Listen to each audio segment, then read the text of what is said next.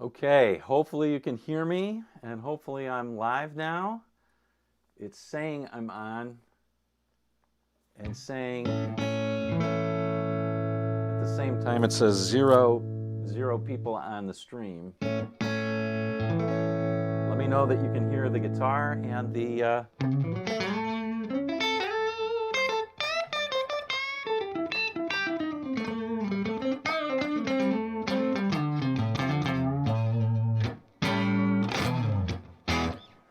Okay, cool.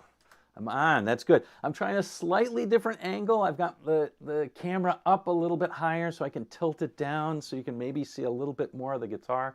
We're trying a little bit more. Glad you can hear the microphone and the see this.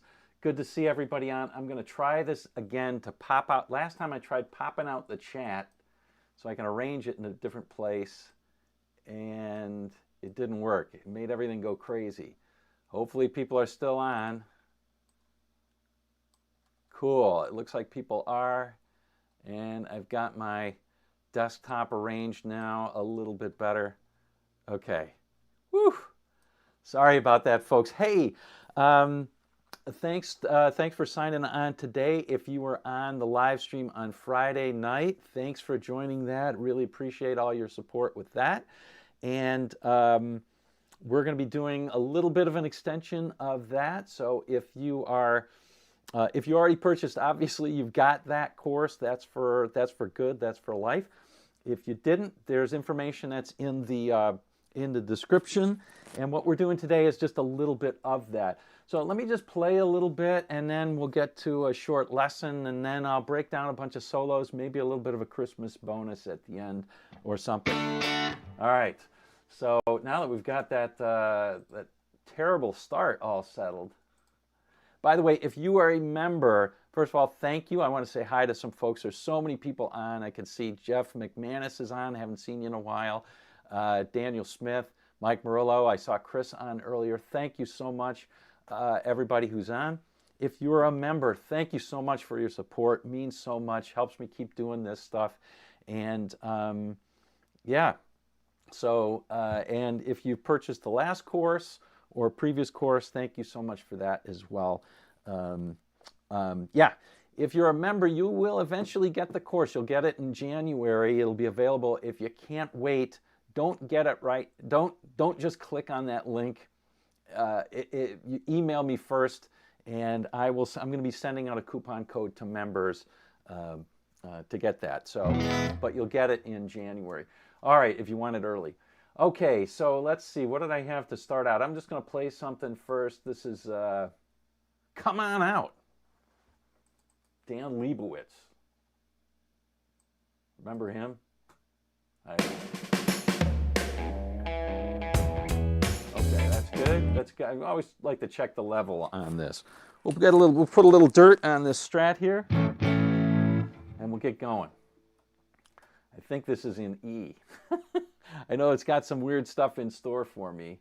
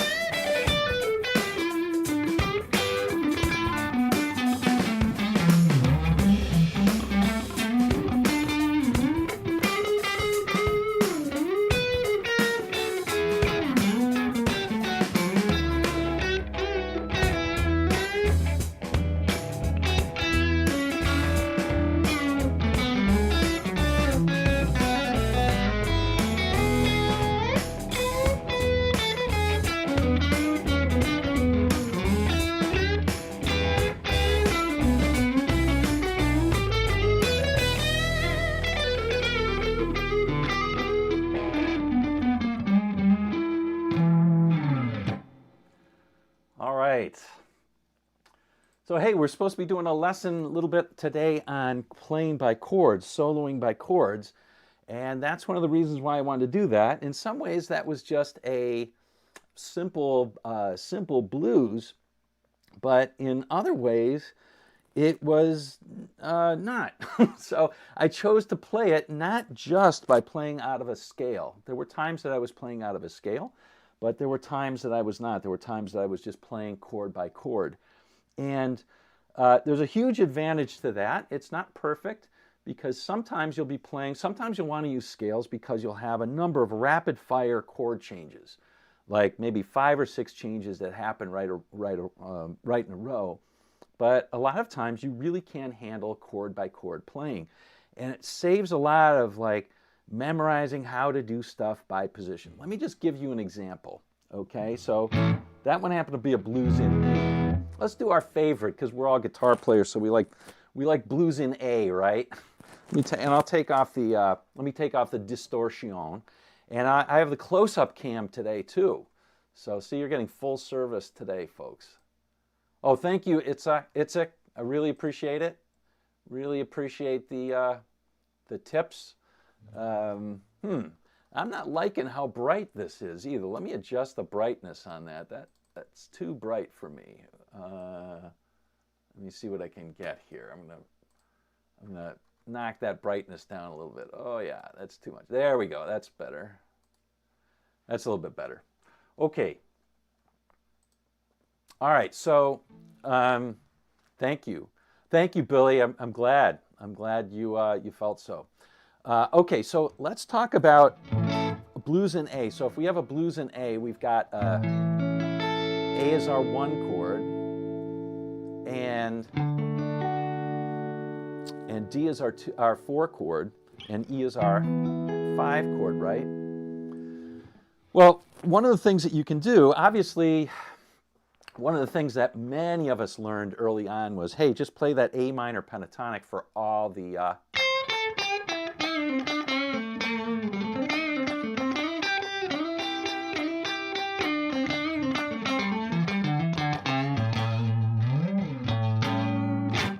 I could just play the minor pentatonic from all that stuff. That's true. It's not the most subtle thing. If you're looking for more, like if you're looking to move the minor pentatonic up, obviously what you do is you learn it in different positions, right? Like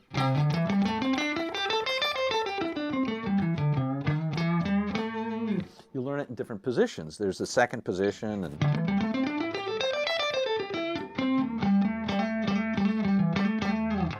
learn it in the third position and fourth position and all that. But I find moving up and down very quickly using that idea is difficult, personally. So one of the things that you can do is you can learn how to see chords. Most of us can see chords in different positions really easily. Like, for example, this chord right here, that's an A chord. I could play another A chord up here.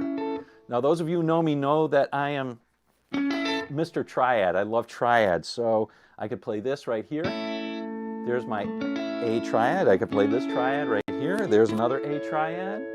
So it's really easy to move up and down the neck using triads. Sorry.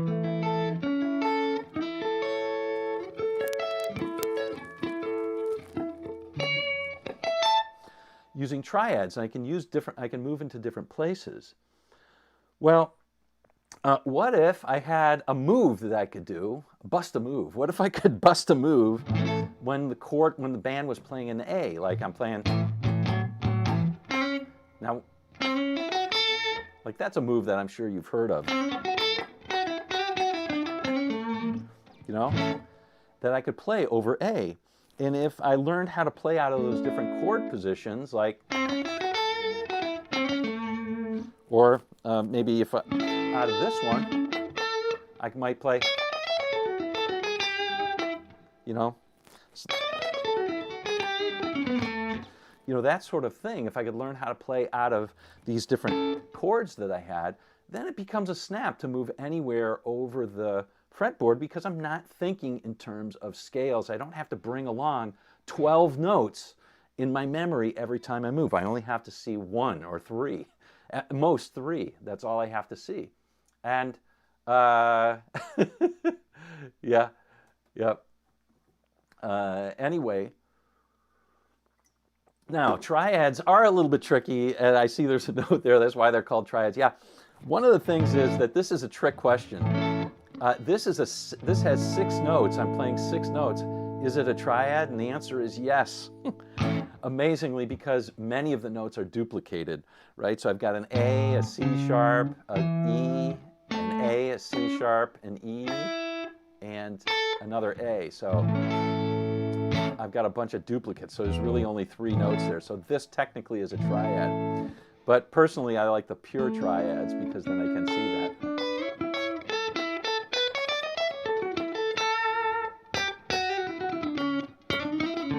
Thank you so much, Chris. Really appreciate the tip. All right, so if I can learn how to do that, I can move around. So like in a blues, I could literally play, the most easy manifestation of this might be over the A chord. I could play something out of this, right?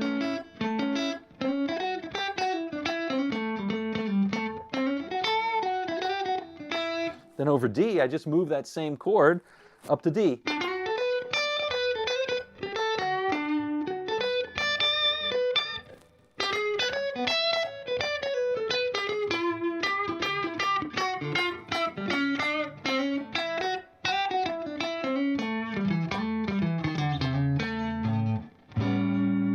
Thank you, Billy.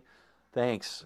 And it becomes really easy to play something like that. Now, you might not like how it works all that way, but check this out. Like, let me just put on a blues. I'll see if I can find a simple A blues, and I'll demonstrate this. You know what? Yeah, I know I've got an A blues in here. It might be called blues in A, and that's the problem. All right, let me put on a blues in A. A blues. Okay, so this is nice and slow, too. It's true, blues scale is all you need, but if you want to play a little bit different, or you want to be able to play get that major sound instead of just the minor tough sound, then that's fine. You know, like it's true. You can go through and play the blues scale all your life if you want. It's cool. But this is just as easy. It's totally just as easy, and it's, in my opinion, it's way more fun because every chord you've got exploring that you can do that's super fun. You just find moves that sound good out of that chord, and it's just neat. So I'm going to demonstrate the simplest way to do this. So I'm going to, the first time through, I'll just play the minor pentatonic or blues scale, right? And so you'll see that that works. I want to make sure that, okay.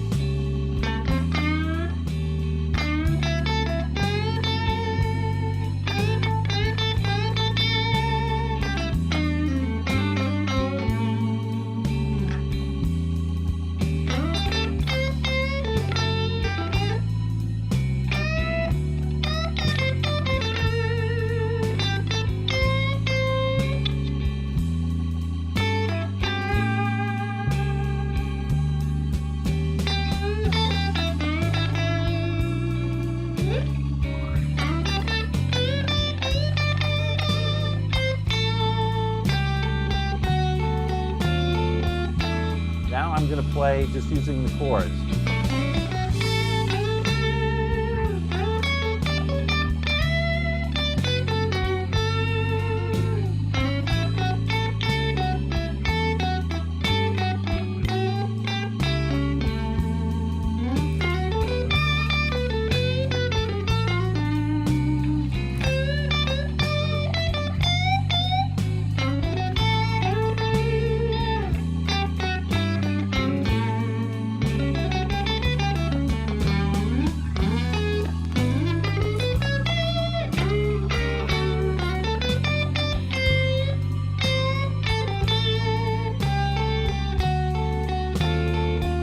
Now I'm going to mix them. I'll play some scales, I'll play some chords.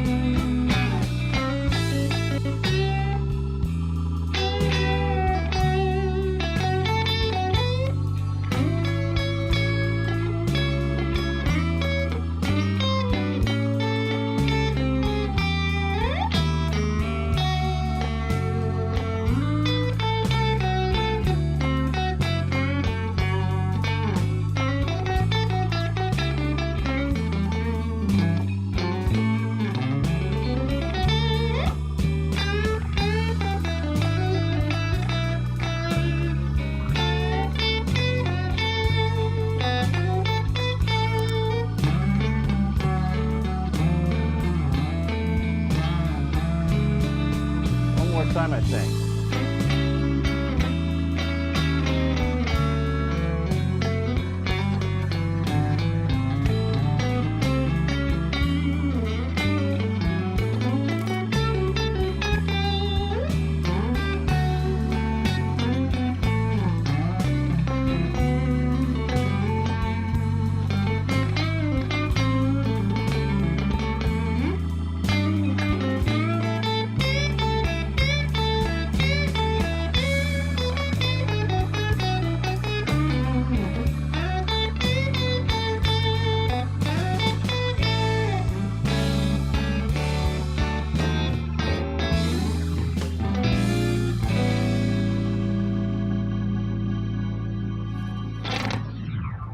All right.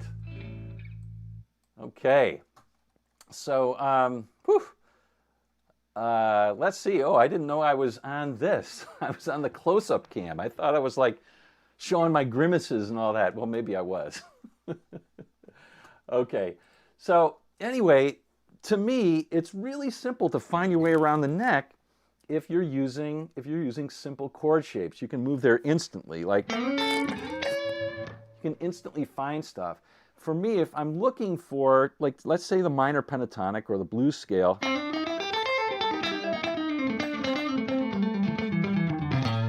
I have to think. It takes me a split second to think, okay, I'm going to move up here, and now I've got...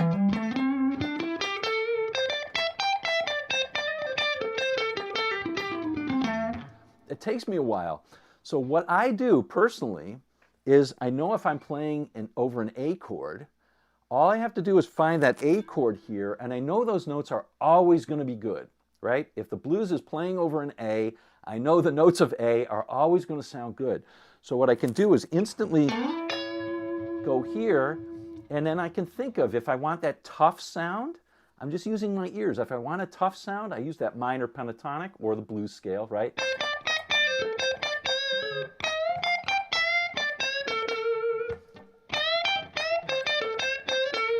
I can use that. I can play a lick within a scale right here once I've moved. Or I can play something out of the chord like David Gilmour might do, like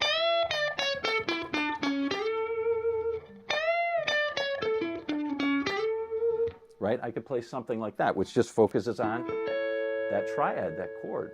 So I can do both, and that's the beauty of being able to play out of chords as well as scales. It gives you so much more flexibility. It's just so much more fun.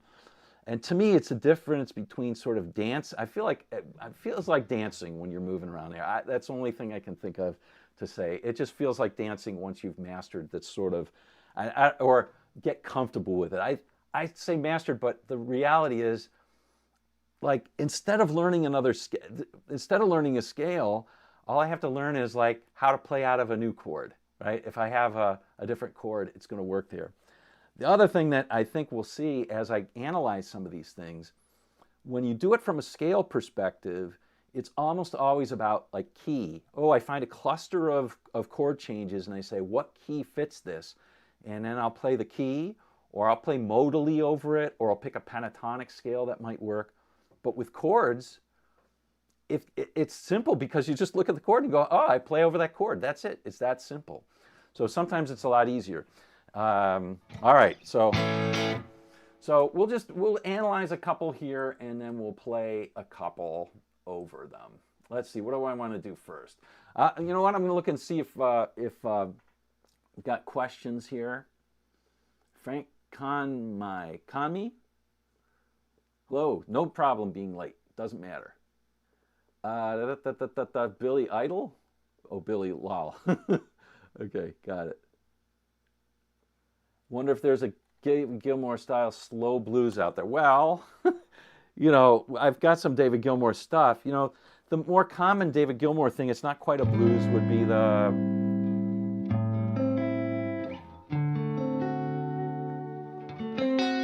like Breathe, right?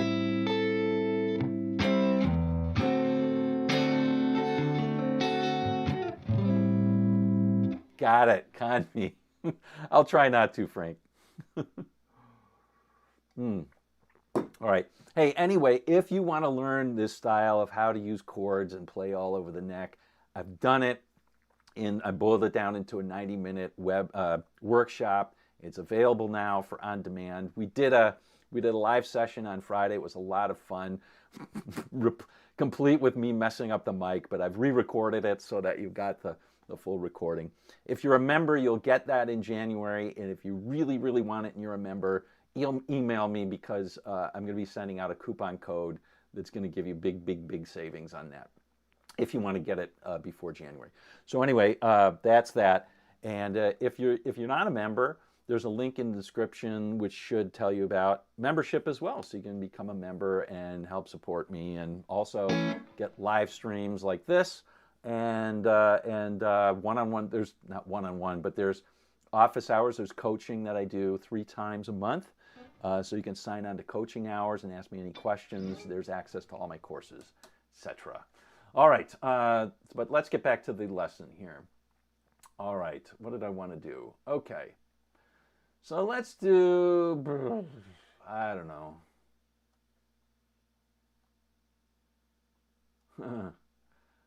All right, so let's do Stormy Monday, okay? So Stormy Monday, and I think I've got this in C. Okay, so we're going to do Stormy Monday changes in C. So let me just play the Stormy Monday changes in C. Now, I know the Allman Brothers is going to be in G, and they did their own changes. The T-Bone Walker changes are different. We're going to be using the Bobby Bland changes, which is what the Allman Brothers changes were based on. And we're going to be doing it in C, not in G. The Allmans also did it in G, you know, a whole, which is super cool. Love it. Okay, so we'll start out with a C.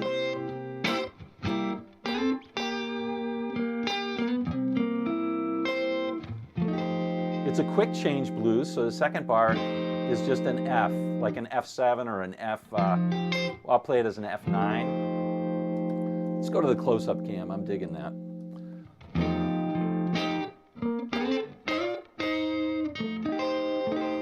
So it's an F dominant chord. C7 for 2 more bars. So that's the first 4 bars, okay?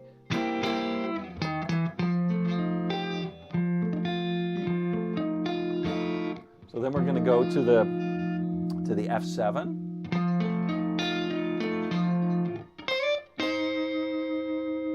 Okay, and then we'll go back to for 2 bars, and that takes us to bar 6.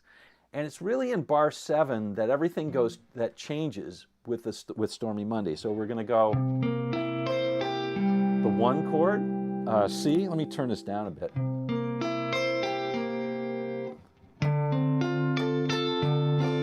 We'll go to D minor, so the 2 minor. Then we'll go to E minor, at E flat minor. Okay, and now we'll go to the D minor. And this is kind of jazzy. It goes D minor to a G7, right? Which would be the 5 chord in the C blues. And then it just does normal turnarounds. C to F, C to G. And Allman Brothers will put in things like augmented, but it's just like, that's just changing the flavor of the 5 chord. It doesn't fundamentally change anything. So the changes are complicated. It's a lot more complicated than the blues. So what we can do is, over the beginning part, it is just the regular quick change blues, right? We've got a C to F. Let me just play the whole thing. I'll play it kind of fast, the first part.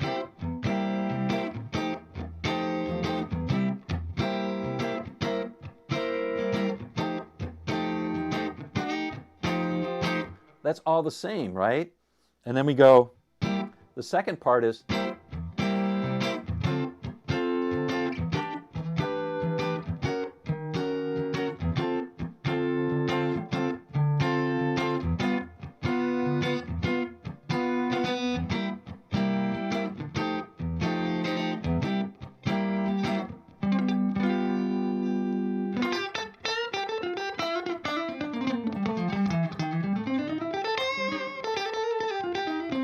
okay, so, and then we just have the blues at the end. All right, so we've got the blues in the beginning, a weird part in the middle, and then the blues at the end.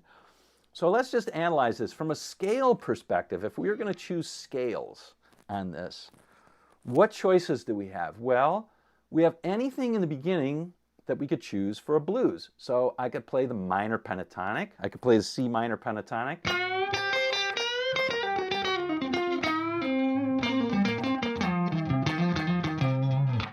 Okay, I could play that. I could play the blues scale.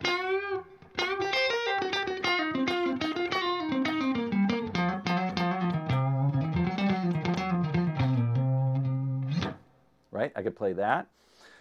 So those things are there. I could play the major pentatonic.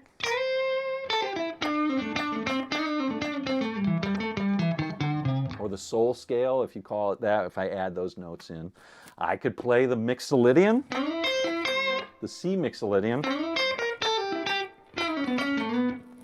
Right, oops, I'm sorry, it would be, what would it be?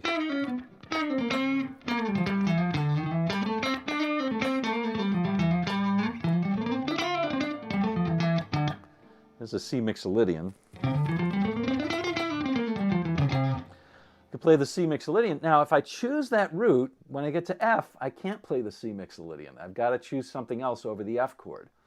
And herein lies the rub. Like, remember when, I don't know, maybe some of you were like, okay, I'm going to start to play modally. I'm going to learn the modes. And when you get to the modes, you're like, oh my God, I got to change what I do over a blues all the time? That stinks, you know? And it turns out that playing modally is easier than that. But there's you can't play the straight C mixolydian over that F sharp chord. And the reason is because of this, that E, that note right there, which clashes over the F chord, right? It clashes. So the easy way around that is just simply thinking about the playing over the chords. That's an easy thing. But let's forget about the mixolydian so far because we have the choices of the blues scale. No problem. Okay, so how about this? How about when it goes...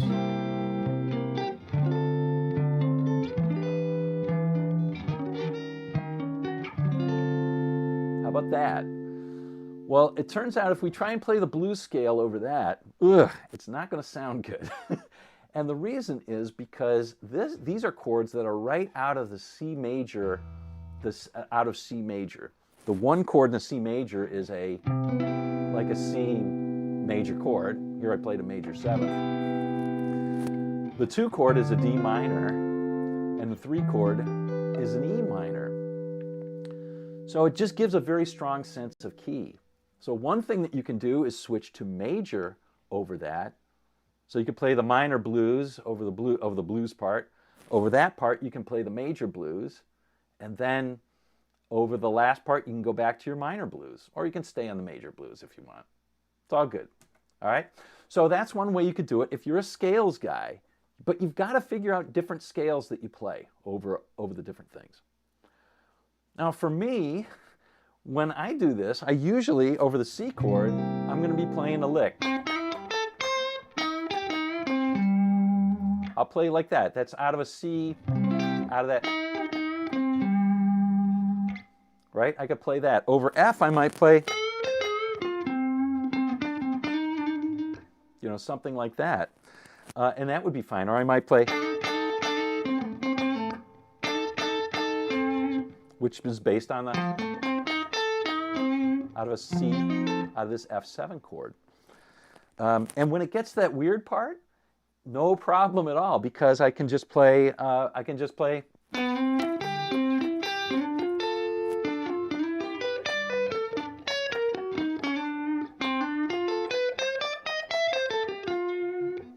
could play by the chord if I want to. And it makes it really easy to know that you have something that you can play over those chords if they're weird chords. And a lot of times it just makes life easy because a lot of composers will throw in a weird chord or chord that's out of key. And if you know how to play over a chord, then you can do that. If you're stuck with saying a scale, you got to say, what's the scale that works over that key? But no problem. You can always just play a note out of the chord. So that's one of the reasons why I love playing out of chords. All right. So, so Ken Newton, I'm going to prove you wrong by playing the comfortably numb stuff. Okay. So we'll play the Stormy Monday changes. I'll play that, and then we'll start doing some other. Then we'll do comfortably numb. Okay. How about that?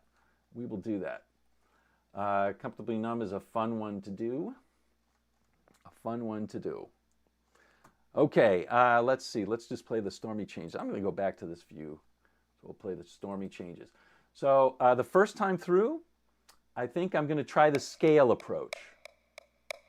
Okay, I'll try the scale approach. So over the bluesy part, I'm just going to play like a blues type of scale. I'll play minor pentatonic or blues scale, and then over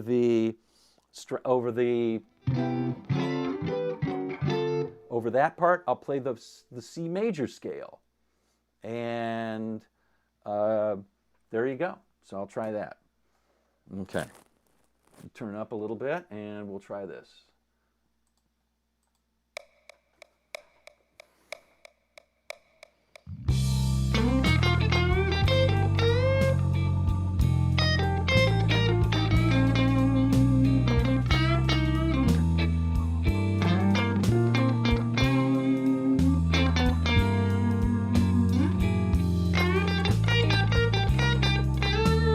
Oops, I played that note that wasn't blues scale.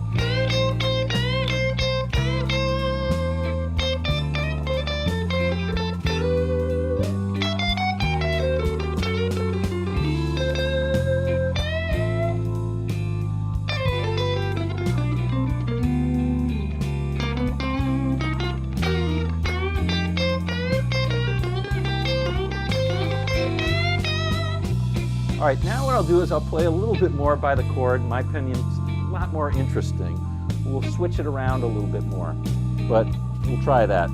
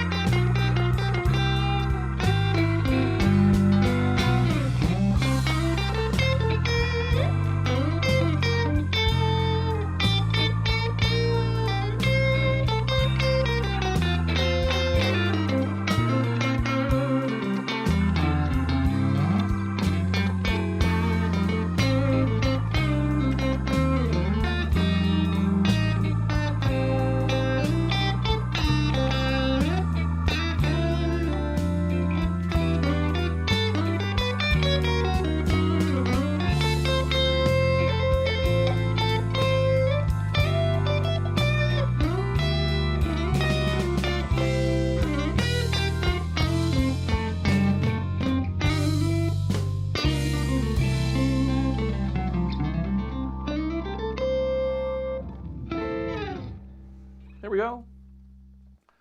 Okay, yeah, I find it a lot more interesting and a lot more fun than just kind of playing around with the blues scale in different places. And yeah, and it makes it a little bit easier to play over some of those more exotic changes too. All right, so let's analyze one more, and then we'll just play a couple.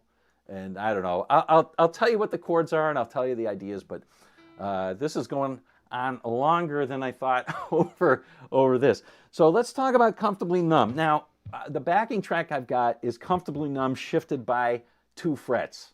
Okay, so we're going to play Comfortably Numb as if it's in A minor, just remembering that it's in B minor, okay? So let's listen to the track first. Now, this isn't Comfortably Numb, all right? It's comfortably, I don't know, comfortably dumb, I don't know. But I'm just saying that so that they don't... yeah, anybody on by now, if you're really asking about Telegram, I can't believe people are asking about, yeah, that's fake. People can spoof you. If you look really closely, it's not my account. So I try to delete all those, but they're like flies at a summer picnic. Those folks just keep on, those bots just keep on coming up and trying getting, they'll say, hey, you know, go to my Telegram for a free gift. It's not me. If you ever see that, that it's not me. Okay, I don't use Telegram. Okay, we're going to listen to this. G, I'll just do the chords. E minor, D minor, or E, F. Let me start again. Do this again. A minor, G, F, D minor, A minor, right?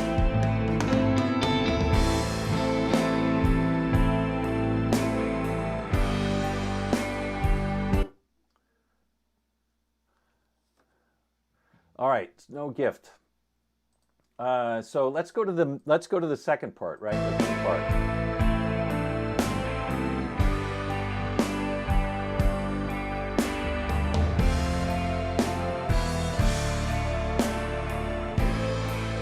Okay. So now it goes C to G.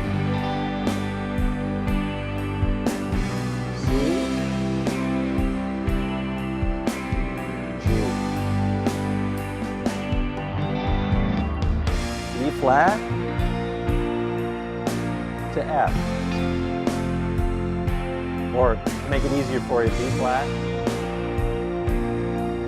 to F, G, B flat, and then C, I think, right? Yeah, C. And then back to our A part, right? Okay, so here's where Ken was saying, oh, it's Gilmore's just playing minor pentatonic. Well, over the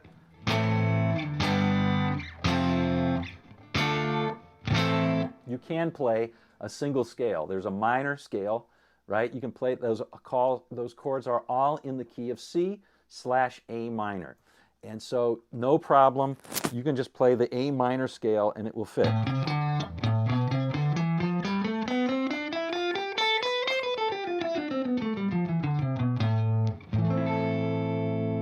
Right? So you'll hear him play a lot of, he definitely plays that ninth a lot.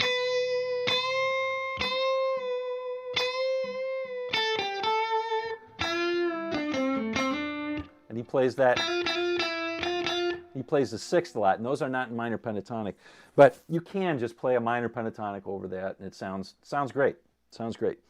But when it gets to the other part, the C to G, that's fine. You can just pretend that you move to C major pentatonic and go on. And then over the B flat to F, you've got to change keys. You can't play in the same key. If you're a scales player, you've got to change keys. Can't play in the same. So you could move to the key of F. You could play B flat, major pentatonic if you wanted to do. There's a few other things. So that could handle that. And then it goes back to the G. So what key are we playing? I don't know, because it goes to a B flat. So I could play, I guess, G minor pentatonic. And then to C, I could play C major pentatonic. So I can do this via scales, but just understanding that you're playing via chord tones, so much easier. And you'll listen to Gilmour in Comfortably Numb. He doesn't really play scale. I mean, he's doing the, like, I guess I'm trying to transpose this into C.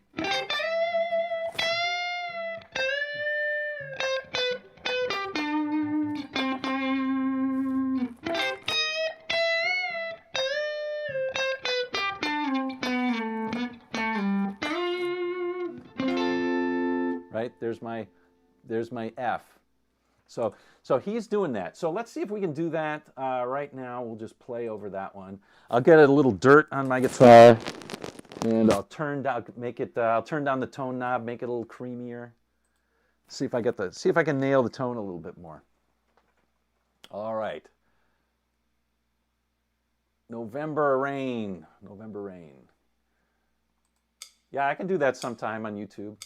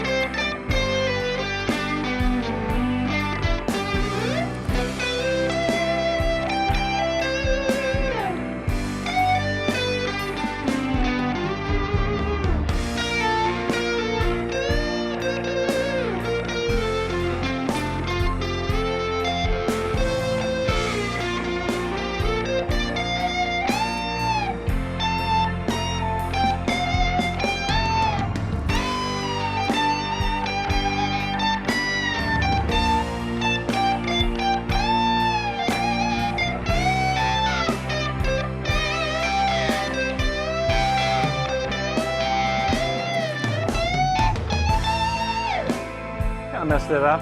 Let's get it right this time.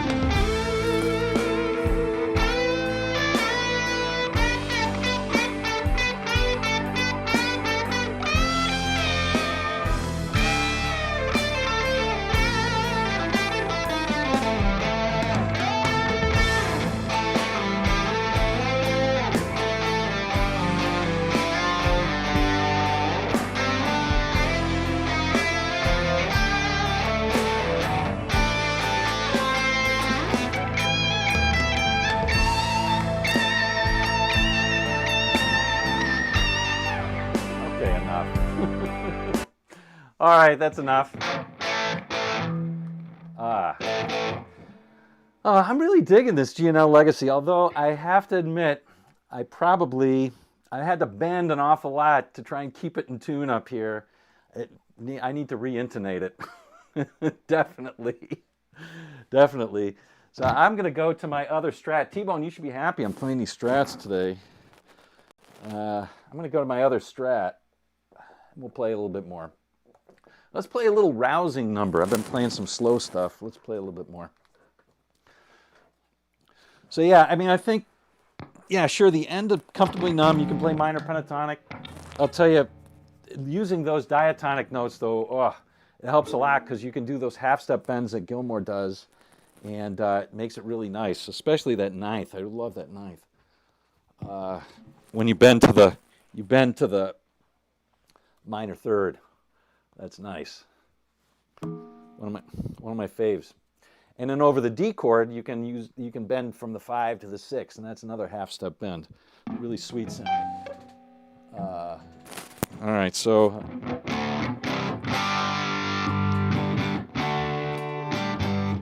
wow, it's in tune. Unbelievable. Okay, it's a little sharp.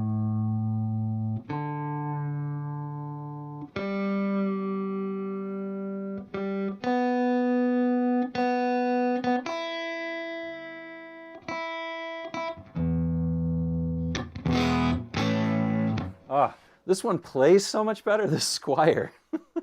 This one plays so much better, which is pretty amazing.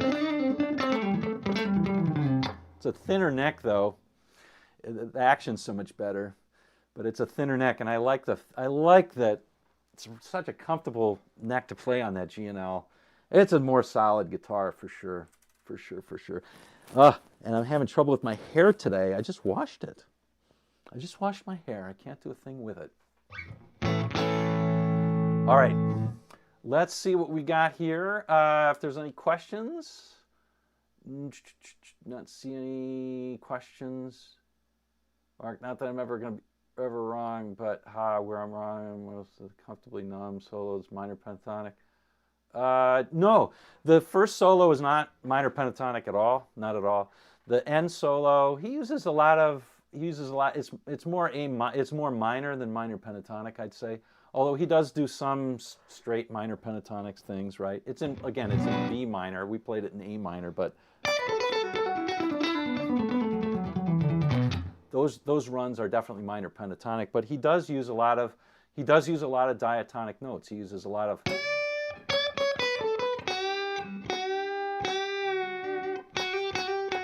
He uses that sixth, and he uses that ninth or the second quite a bit in his solo.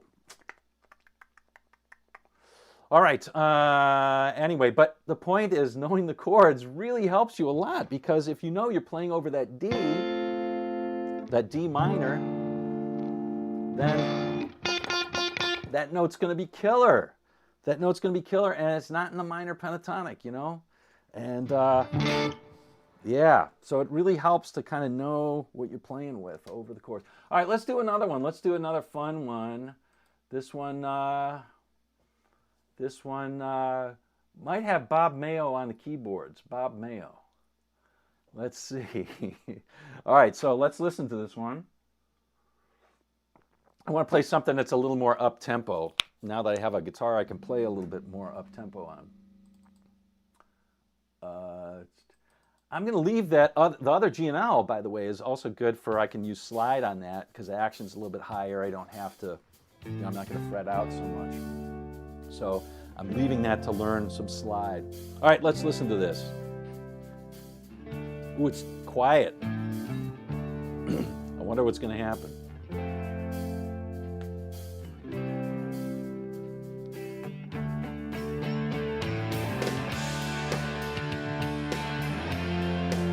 Okay.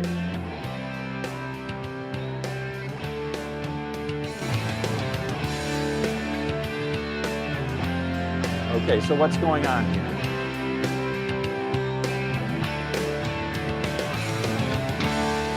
D, F,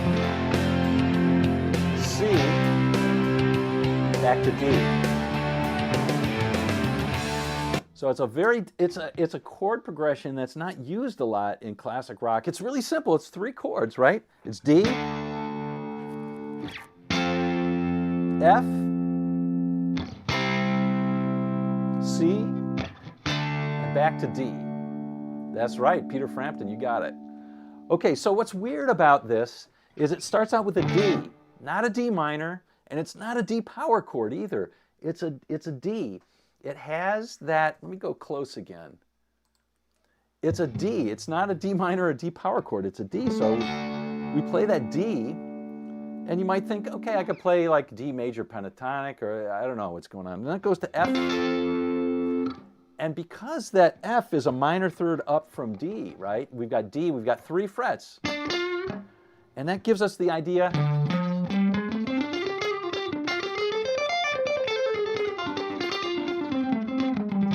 We could play the blues scale. Right? We could play the blues scale. And so we could. But then it goes to that C. That's okay, I'm still covered.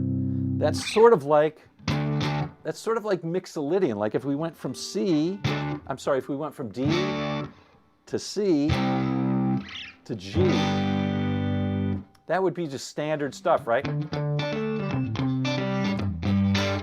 That's just Sweet Home Alabama or Sympathy for the Devil. Please allow me to introduce myself. I'm a man. I know that's in E, but it's the same progression. Introduce myself. I'm a man of wealth and taste. Right? So that's all over rock and roll. Or how about, that's all over the place, right? In rock and roll. And we know that we could use the D blues or the D Mixolydian over that, and all of that's good. But the way that I think about this is I'm going to go to, there's a faint, like it's going from D major, and this is, I think, how Peter Frampton composed this, right? We're going from D major to like a D minor, right? Because D minor is the relative minor to F major. So if we look at this D minor chord, and if I made it a minor 7th, you can see it's very similar to an F chord. And you've heard this sort of thing all the time.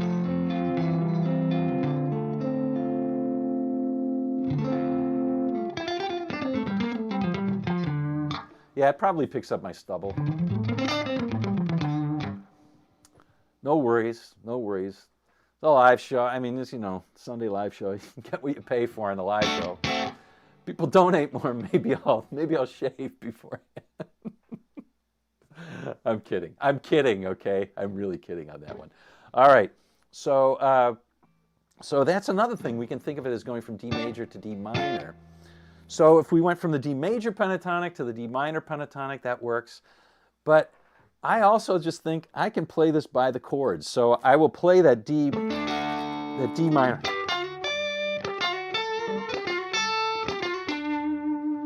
And then I'll go to D minor over that F chord.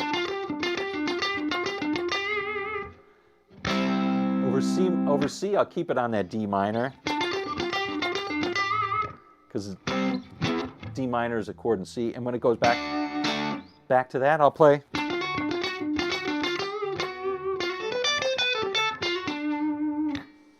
All right? And likewise, when what's the difference between D major and D minor? And here's the key thing. What's the difference between D major and D minor? Well, it's only one note. It's the third, and we're going to take that third. Here's a D major, and here's a D minor. So we go from here to there. It's the flatted third. So it's an F sharp to an F. So you'll hear when Frampton plays, he's playing that over a scale that has that F sharp. But when he comes back up, he plays that F. He doesn't play the F sharp. Okay. All right, so let's just play, and we'll just go on this one. But I'm mostly using the D major pentatonic. I'm mostly using D minor, and I will occasionally throw in a D major chord lick into this stuff. All right? That's how I'm going to do it.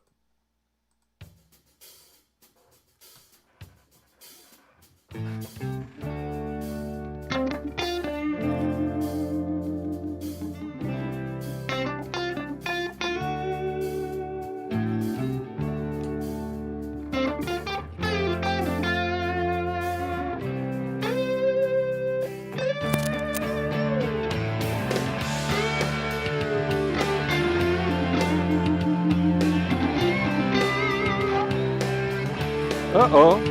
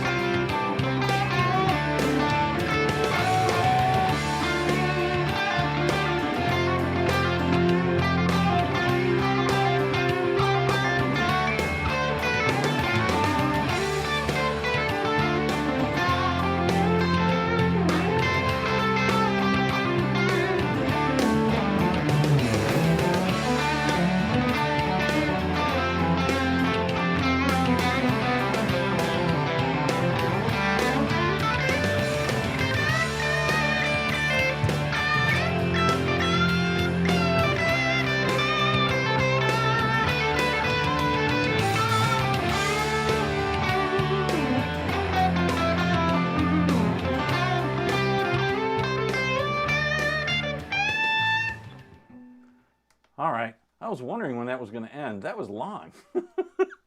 That went on longer than I thought.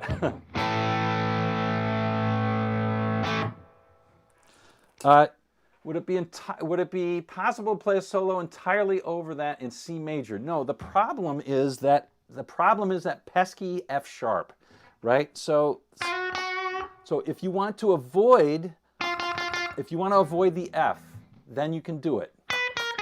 Sorry. But you've got to avoid that F. You've got to avoid the F. What you can do is you can start out playing G major, and then you can switch to C major. So it's that F and F sharp that you've got to watch out for. That's the only thing you've got to watch out for in this. Otherwise, you can just jam over. You can. That's another thing, is you can play that C major, but just don't play that F sharp or the F until you get to the F chord.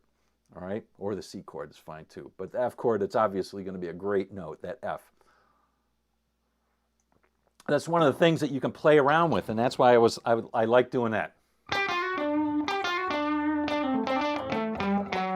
Yeah, more delay. Yeah, I know. I was missing that. I was hoping for more delay on that. I should have mixed it in. There we go. How about this?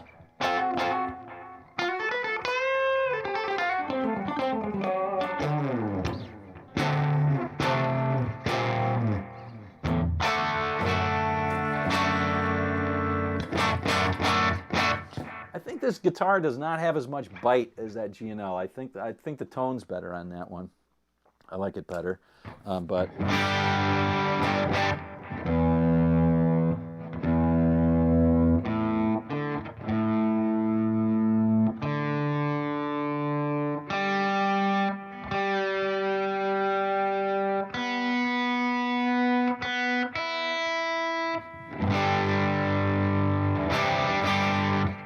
That doesn't sound too bad, though.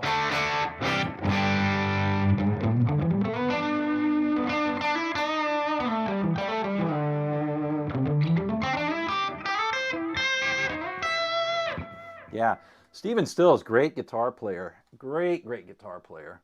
I saw CSN live in 83 or 84, I can't remember. And so I still think of Southern Cross as a new song. It's really funny.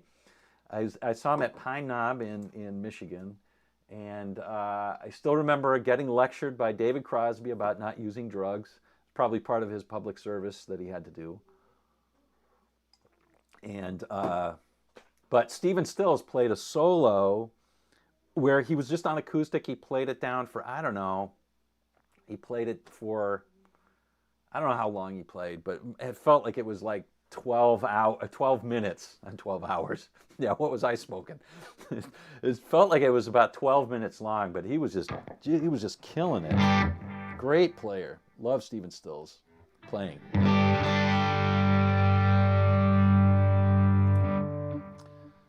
Mean they either have no sharp or no flat. Gary Finley. Oh, I don't know what that's in relation to, but that's true. In C major, there's no sharps and no flats. But Shadow Child was asking that question. Okay, cool. Well, I'm going to stop for some questions before I get to the next one. I don't know. What do you want to do? You want to do another... I'm going to do a little funk because I have a Strat sort of thing out right now.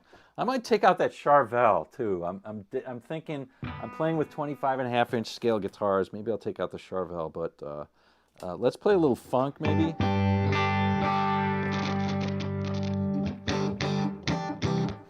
I think the G&L is better for this funky stuff. So I'm going to go back to funky stuff on the G&L. We're going to try that again. Plus, I like the color better. I love this color guitar.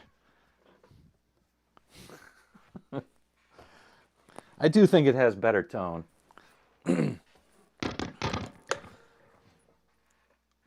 Let's see. Let's put the Grolsch cap on again. Oh. Maybe I'll swap the pickups in that Squire that I've got. But that Squire is just a lovely playing guitar. Oh, it went sharp again. See what happened? what happens is I'm sitting in a cold room, super cold here today, because I don't want my space heater to be, you know, screwing up the sound. So it's just really cold. I should be wearing Lennon's jacket on when he played on the rooftop.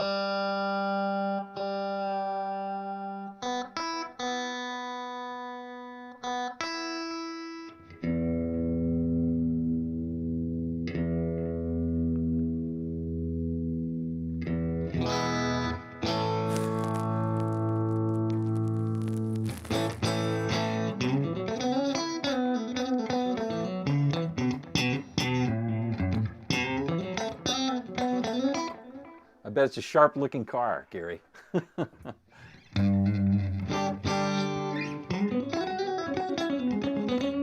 Yeah, I can't play the same way I can on that other one, but oh well, that's okay. We're gonna do some funky stuff here. Let's see. So it just felt like it's good for a strat, like nasty blues funk. Nasty blues funk. I wonder if there's anything strange in this one. Oh, let's listen to it. Because this is the analyze the chords we're playing over today.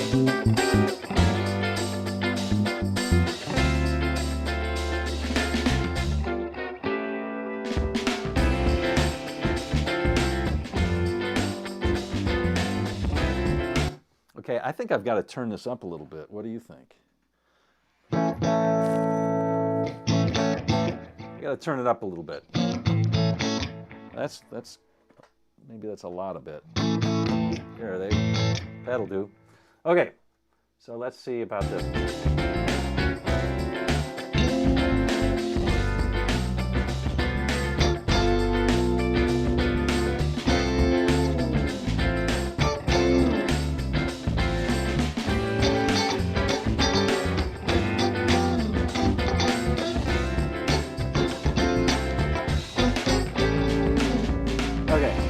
All right, so I think that this is just, it's almost like a standard blues, but it's not quite. So it's a D minor 7 groove, right? Probably to a G9 or something like that. That's what my ears are saying, it's a G9. But some G dominant chord, right? And then back to G.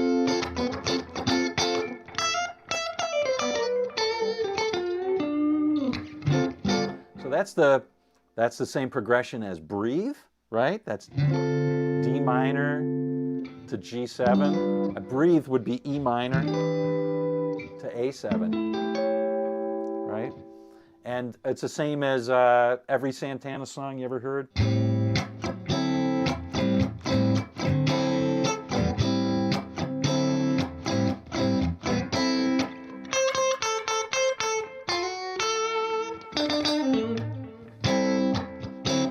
All right, so that's pretty standard stuff. So what can we play over that? All right, so it's in D minor. So what can we play over that? Well, we could play the D minor pentatonic. Yeah, why not?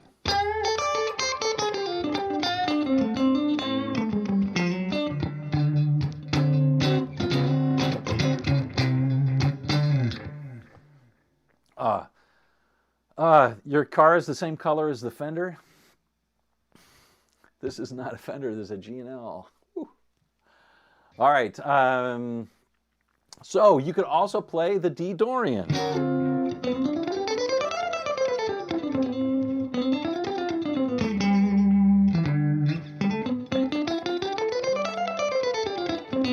So why can you play the D Dorian? Well, it turns out that those chords, D minor and G7 or G9, are in the C major scale.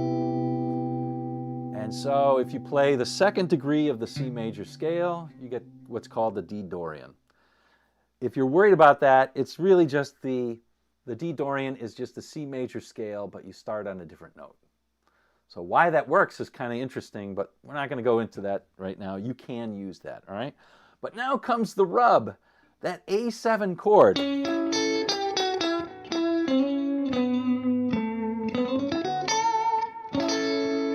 That A7's gonna screw us up a little bit. But it will still work in a D Dorian if you want to.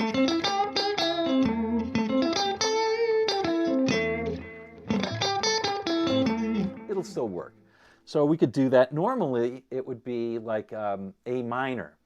So the weird note that's going to be in there is the C sharp. If we want to get that C sharp in there, we can only play it. It's only going to sound really good over that A. It's not going to sound good over the G or anything like that. So what I'll do is I'll play a little bit of minor pentatonic. We'll play a little Dorian. We'll play a little D Dorian. We'll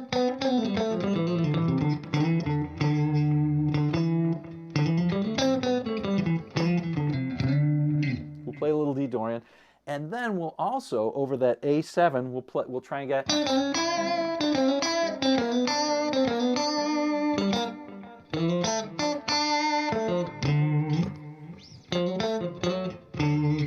All right, we'll try playing that. So what the heck, let's give it a shot.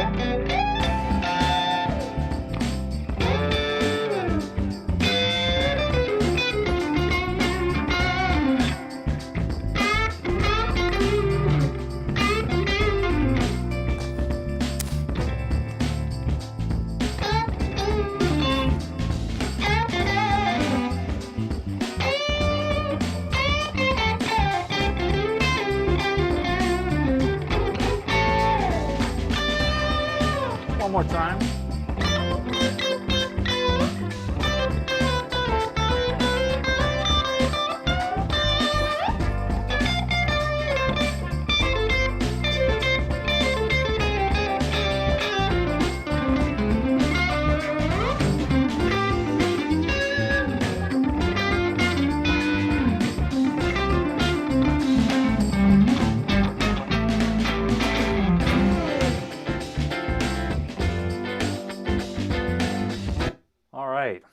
Having fun with a lot of the tones on this one, right? We got a little stomp pedal action there on my nobles. We're doing the, that's the position 4. Did a tiny bit of position 2. A little of position 3. A little bit on the neck pickup.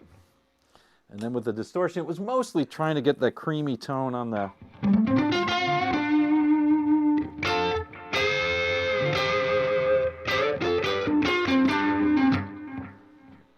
That's not.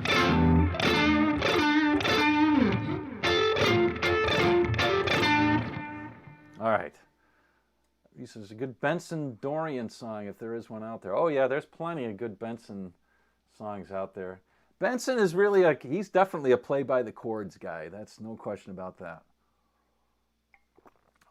So many jazz guys are really, I really like that. You know, and he's pre the, they were just starting the modal play, and Wes Montgomery was his idol, so he was more of a definitely play the changes, not the scale. All right, I feel like I'm just loving this guitar. It just feels good today to me, so I'm just going to keep doing it. Let's play a couple of.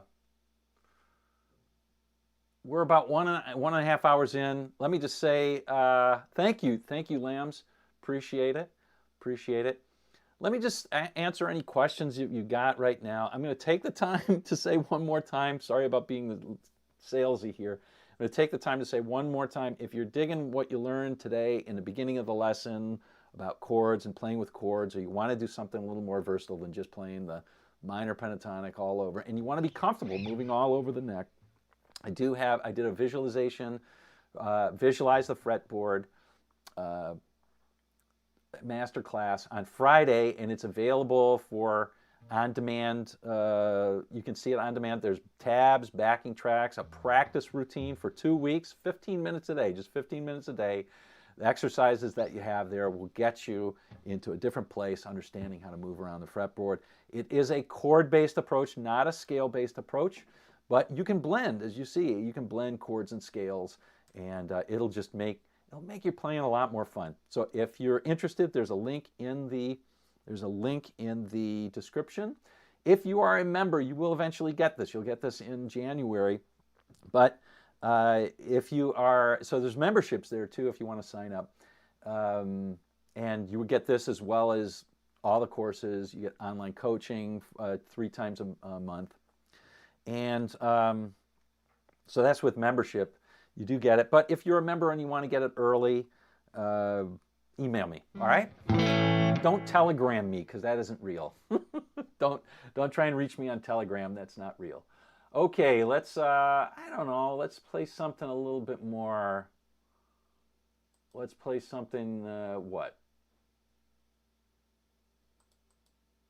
A little laid back. I'm feeling...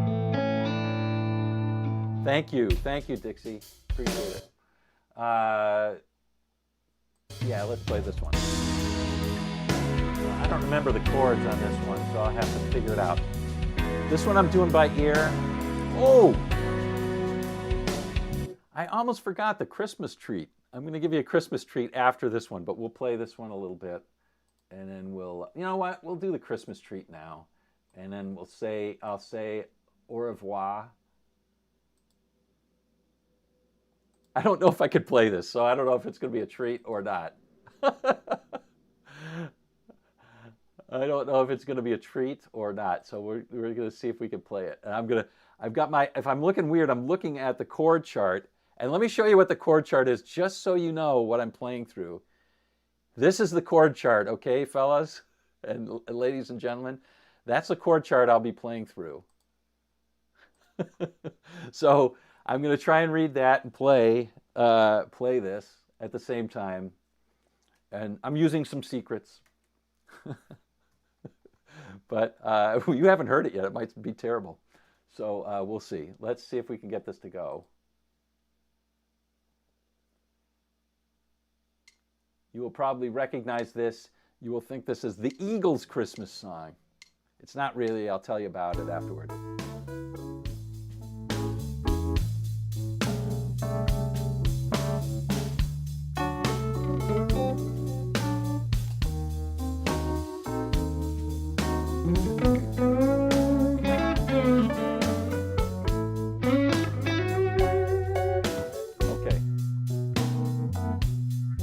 Add a little more to the mix.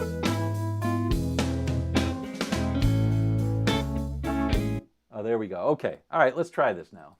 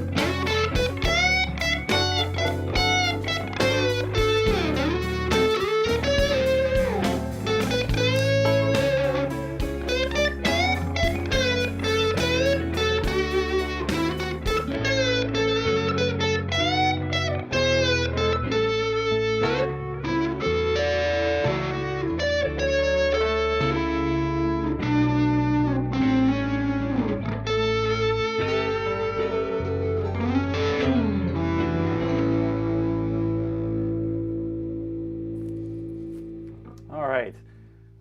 If you didn't recognize that one, that was Please Come Home for Christmas. That's right. You got it, man. You got it. So a lot of people recognize that as the Eagles' Christmas song. It's not. It's Charles Brown wrote that, and the chords are really cool. You know, it's like an A to an A major 7.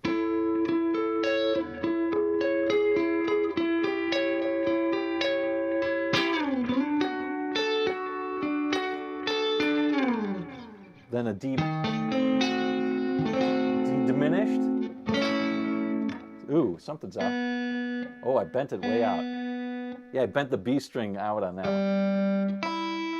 You know, I saw Robert Cray maybe a couple months ago now, and he changed his guitar every song because he was bending it out on every song. He bent out the song. He had a tech change the guitar. He had 2 guitars, only 2, and he changed it about. Anyway, we'll analyze these chords. So these were the changes that I was playing through, which is pretty remarkable. But you know, you can really just kind of play the blues through a lot of it, which is kind of cool.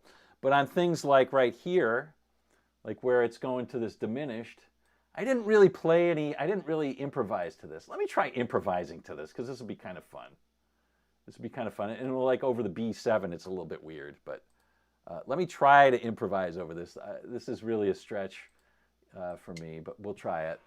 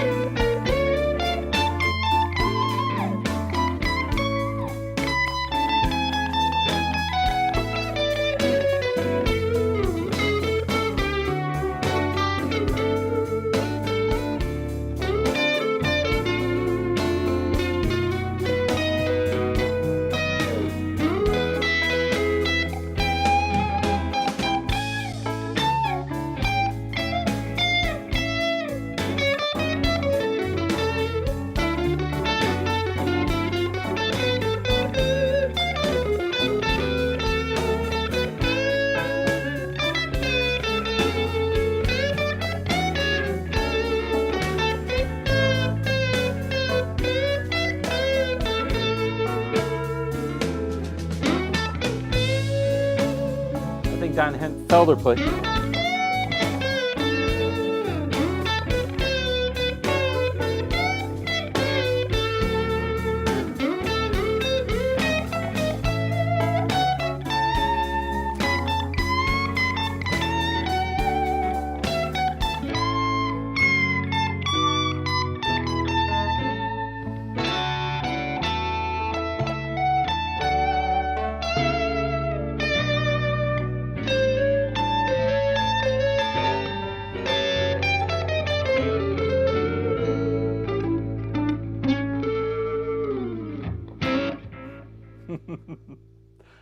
Oh, nice. That's so fun. That was really fun. Okay, let's close that out. Those chord changes were scary. All right, so all those diminished chords, you know? And augmented chords.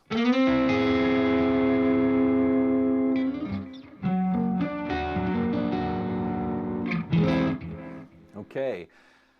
All right. Yeah, we used some Peter Green in that for sure. It's really BB, but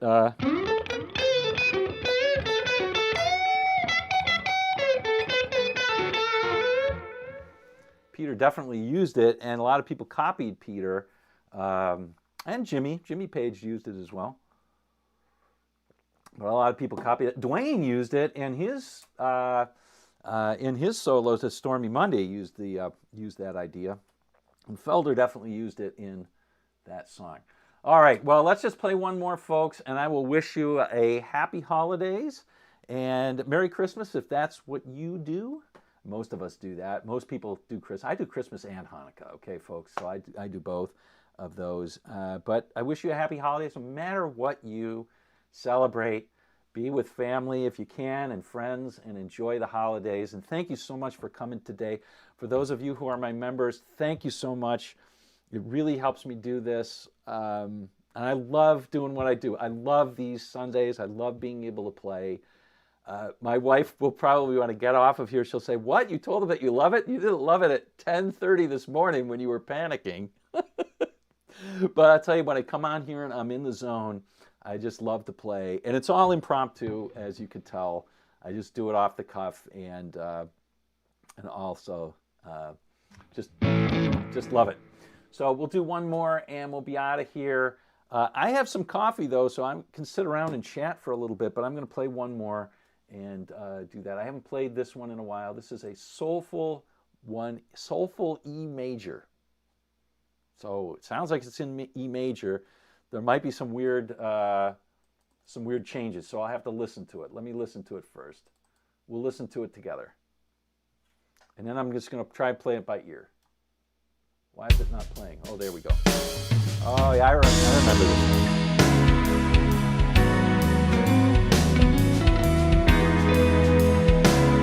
Thanks, Mike Murillo.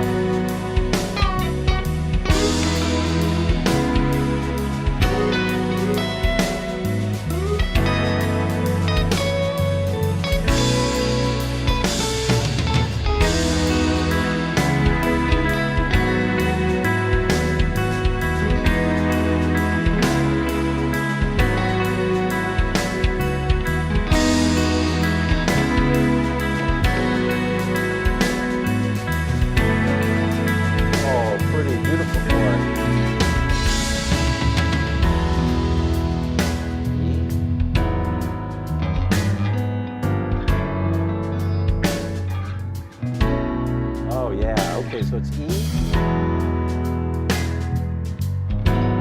G sharp minor. Oh wait, that was different. Okay. Ah, got it, okay. G sharp minor, F sharp minor, and then A with the B bass. The second time through is E, G sharp minor, A major, A minor, and then back.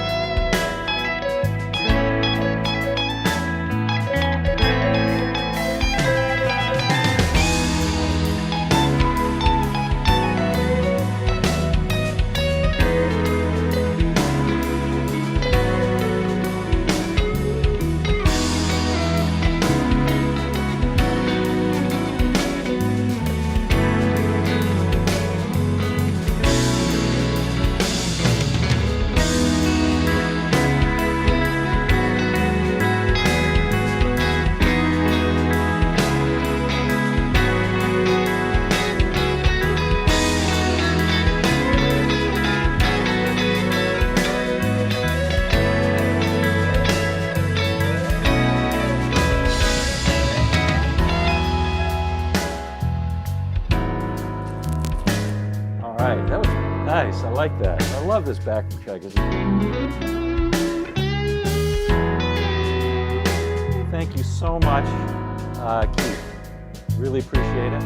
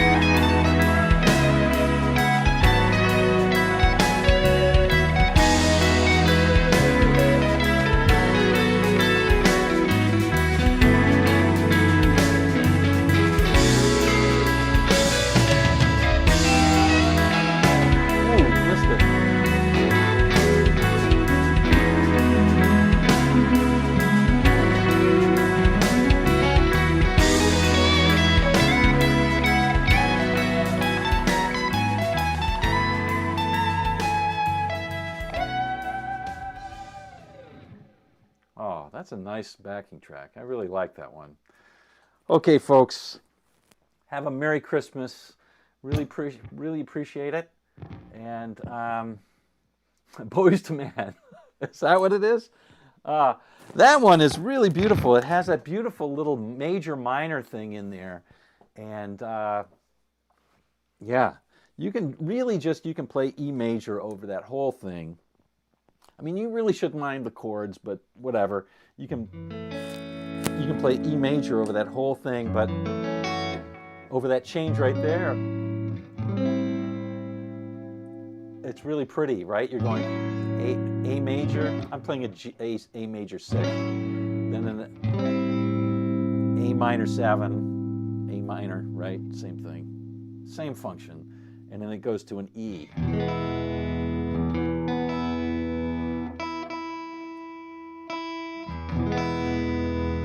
And so you can play so many different things that are really pretty over that, I think, because you've got your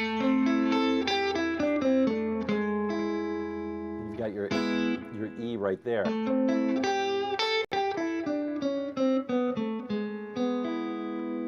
So you've got your A minor.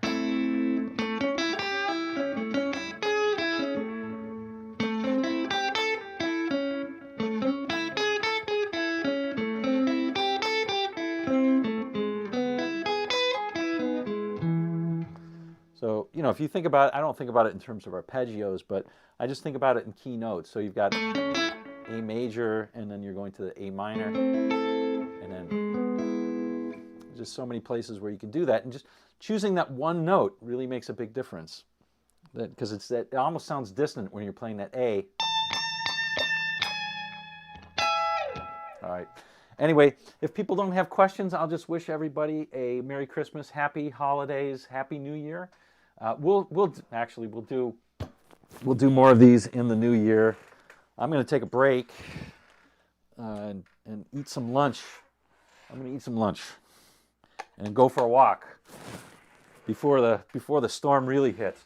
Mike Murillo, are you still on? If you're still on, are you getting that storm? Because you're in like the Boston area, right? I think you're getting the storm today. Ugh.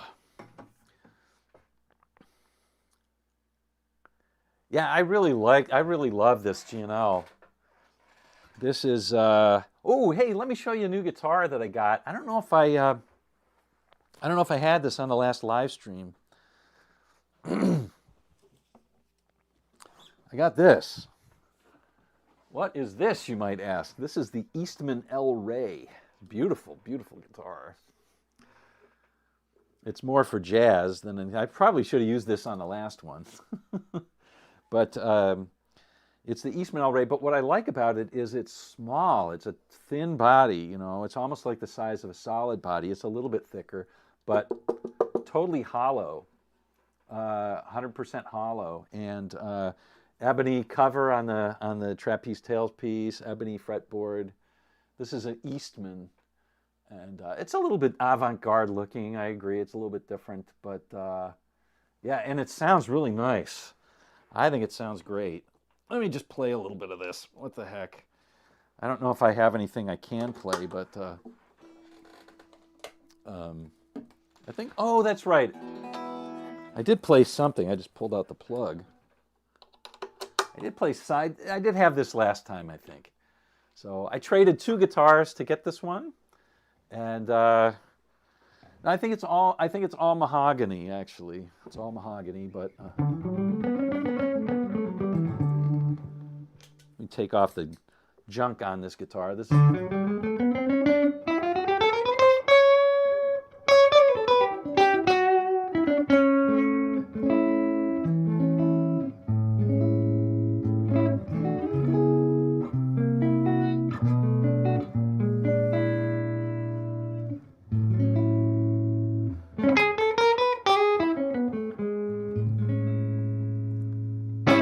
yeah, I mean, that's what it's for. It's for that jazzy kind of sound. And it might be kind of loud, I don't know.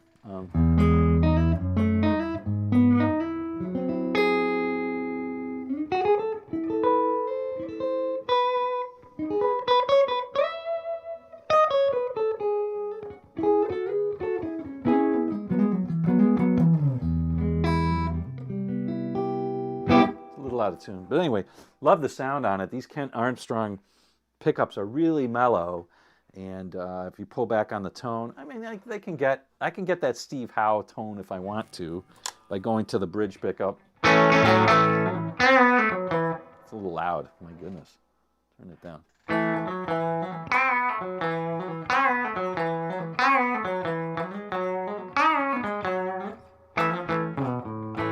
Yeah, Mundell low, yeah, for sure. It's a little out of tune.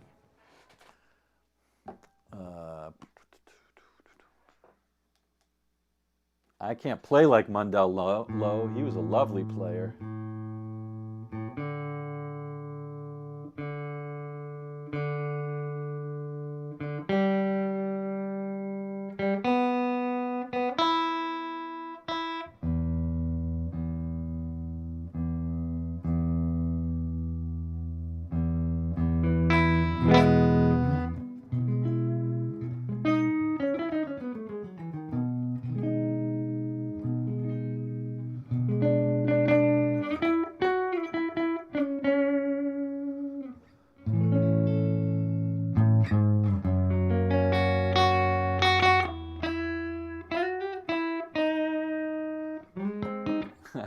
I don't know it, I'm just noodling. But played something that sounded sort of like something, right?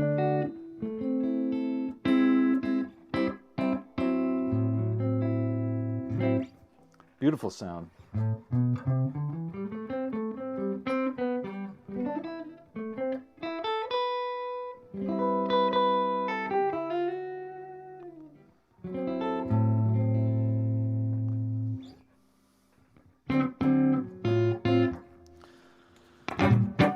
Anyway, it handles swing really well.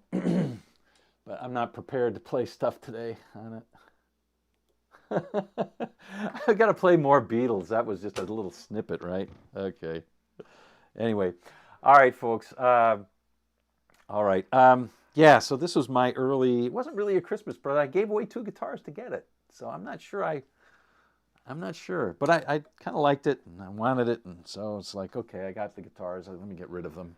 And it was my old Epiphone Sorrento, which I got used. And I gave away my PRS Tremonti. I traded my PRS Tremonti as well. I just wasn't using it. It's too heavy for me anymore. It was almost 10 pounds, and this thing is super light. It's like 5 pounds, but I just can't handle those heavy Les Paul things anymore. I have to say, this is still my favorite. This B&G, this is my favorite guitar now. I play it like crazy. It's just got a neck. It's just got a neck that was, yes, it was. That it's just got a neck that B&G. It just has a neck that's just lovely. And I have to say that this has now been the other guitar that I've been picking up a lot. I just love the tone of it and the feel of it. I don't know what it is. This is going to sound weird, but the feel of this guitar, it just feels so good. Like, I shouldn't be saying this live, but it just feels good to hold this one and play it. You know how some guitars are like that? You play it. This one resonates a little bit. This has a really nice resonance, so you play it and it just feels great. I like the looks of that one. I like the blue. I'm not above that. So yeah, it's a large headstock for sure. For sure. G&L Legacy. G&L Legacy. Oh, happy Festivus, Ken. Yes, the holiday for the rest of us. I forgot, I celebrate that too. Although I don't do the feats of strength anymore.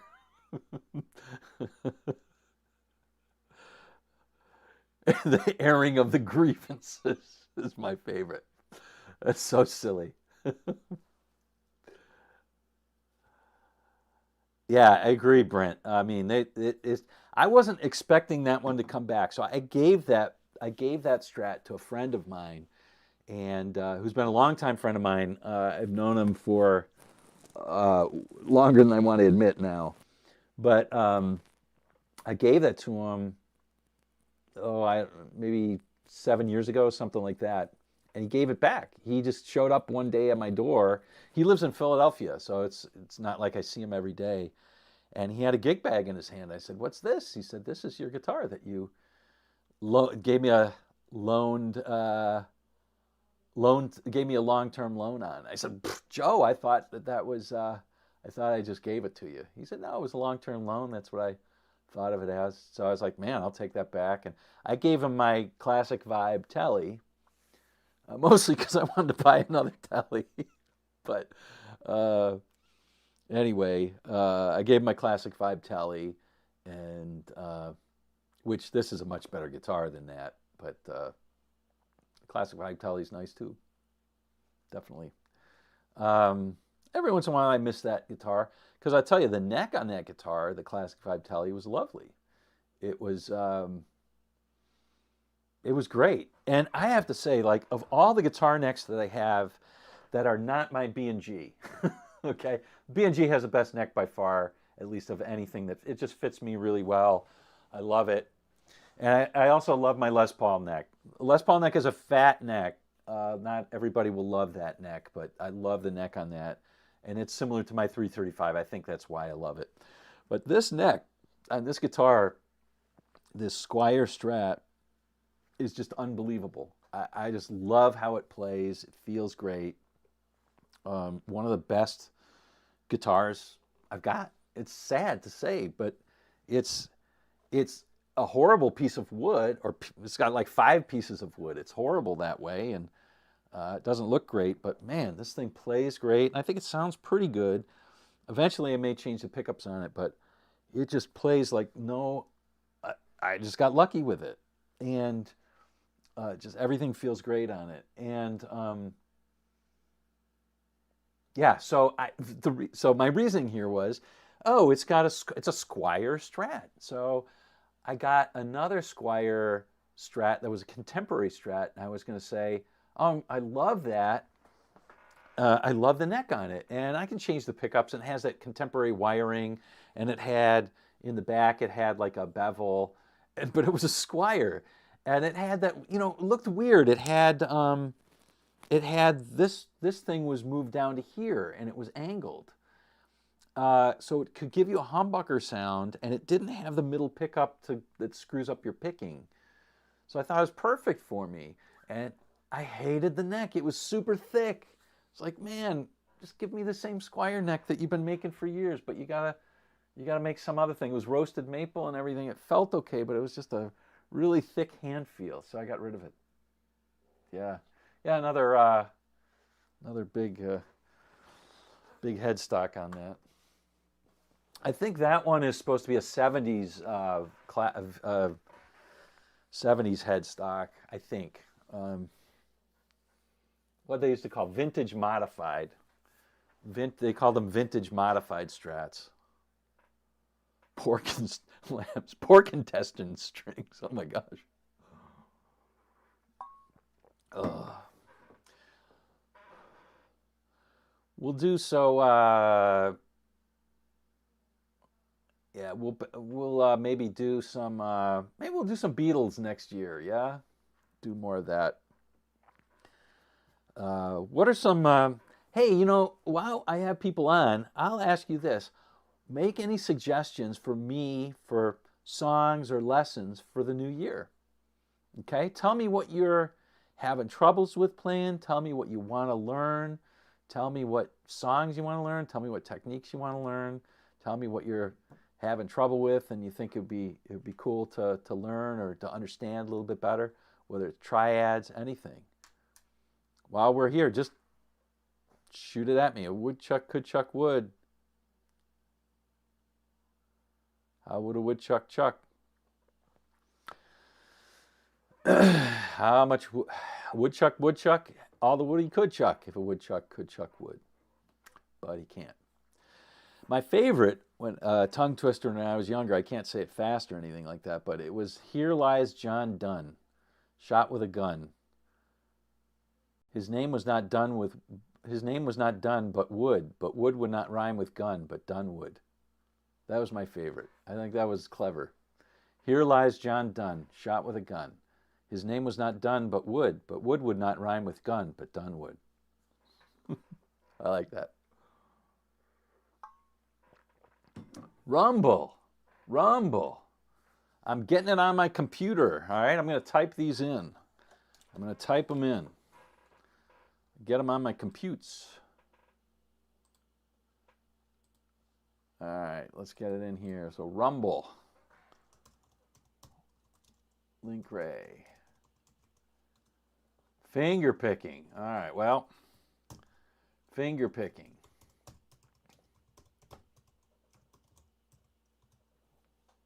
Anything Steely Dan. Oh, you got it. Some Steely Dan. We'll do Steely Dan for sure.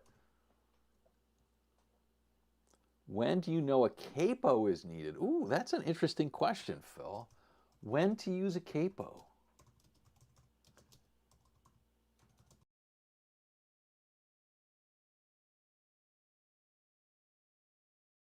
And I don't think it's because he didn't know how to play. I think it's because he was trying to get a particular sound in a particular key. Let the good times roll. So the Let the Good Times Roll, is that B.B. King or the Cars?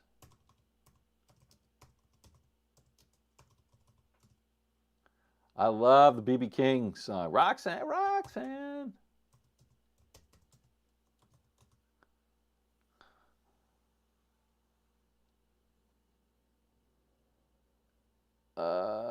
That is something I would have to send an email. Wow. Voodoo Child. Yeah, that's always a good one. SRV stuff. You got it. We'll do some SRV stuff. Yeah. I play that on my radio show. I play Let the Good Times Roll a lot. I just like B.B. King's version of that. I love that from the Live in San Quentin he does. If you don't have that album of B.B. King's Live in San Quentin, I love that one. I just love it. I love the whole idea of it, and his play is just fantastic. And Brent, I have a good Stevie Ray number in mind. I have a good one, my favorite one. But there's so many. Badfinger. All right, Rick, what Badfinger? Badfinger like Baby Blue? I remember. Or what's the other one? Day After Day. Day After Day, or Come and Get It. Those are all good. All right, Badfinger. Yes. All right. Yes. Acoustic 6. Yes. Yes. My favorite. Rick Derringer asking me to do the easy things, huh? Rick Derringer. Yes, and Rick Derringer, two of the easiest. Steve Howe is probably the hardest to play. And just the weirdest stuff. But I listen to Yes all the time still. I still listen to all the Yes with a classic lineup with John Anderson singing, Howe on guitar, Squire on bass, Rick Wakeman on keyboards, and of course, Bruford on the drums. Probably my favorite drummer.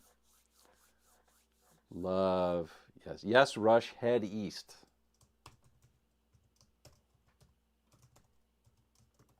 I'll do some weird thing by Rush. Maybe I'll do Jacob's Ladder or something weird like that. Do do do do do do do do. People will go, what? What the heck is that?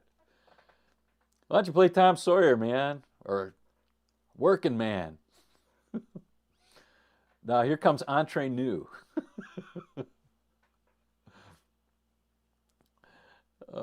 Frampton. Unfortunately, Frampton's a tough one because he's not that popular. I love Frampton. He's not that popular, and every video gets demonetized from Frampton. So, as much as I love, like this live stream will not be monetized because Frampton. But ELO, what ELO? I'm a fan of Jeff Lynne. Not a lot of guitar in there, though. I guess you could do like Evil Woman or something. Or his little solo to Waterfall, which is pretty, very pretty. Mr. Blue Sky. Oh, yeah, we could do, YYZ. Yeah. YYZ. I can't resist now. Getting out my this guy. I don't know what key it's in, but YYZ, what would it be? I don't know what key it's in. Does somebody know what key it's in? Like B minor or something?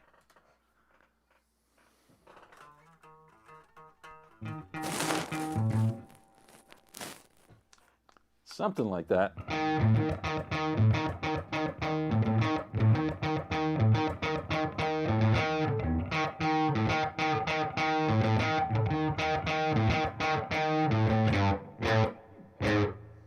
And then they do some weird stuff like... I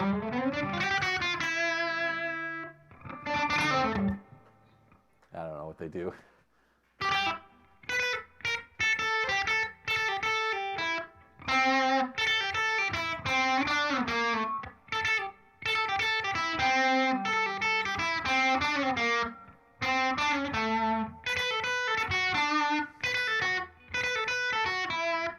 That's not right.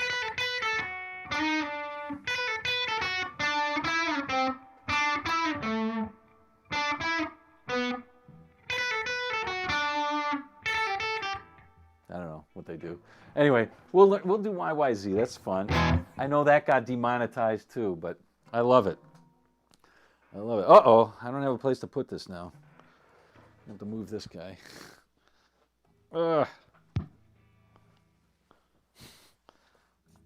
I just remember that beginning lick.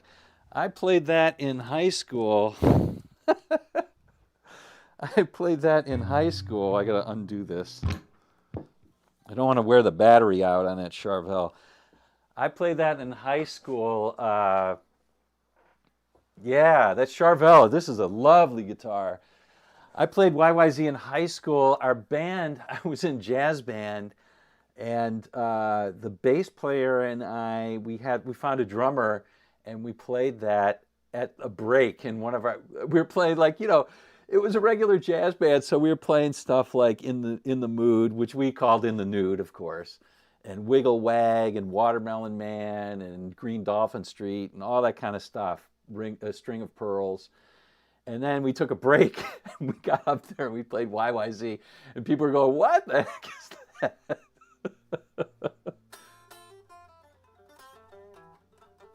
Yeah, this is a super cool guitar. What the heck? I'll take you through it. Yeah. So let's just put it on clean. So there's nothing on this guitar now. There's no effects anymore.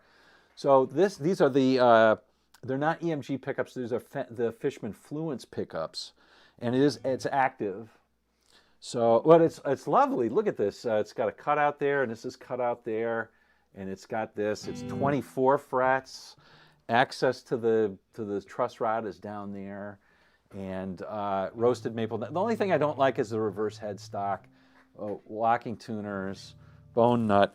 And then the voices on the pickups, there's 3 voices. There's 59 Les Paul. There's like a hotter version of that. They call it hot. It's not super hot. And then if you split the coils, it's not really a coil split, but it simulates a coil split. You've got like a Texas Special here, and this is just a standard neck pickup of a Tele, a Fender Tele neck pickup. So you can do lots of stuff. You can do lots of stuff with this guitar. That's the Tele. That's the hot. You can see it's kind of muddy. It's not as clear. Tele. Hot pickup, 59 Les Paul. 59 Les Paul.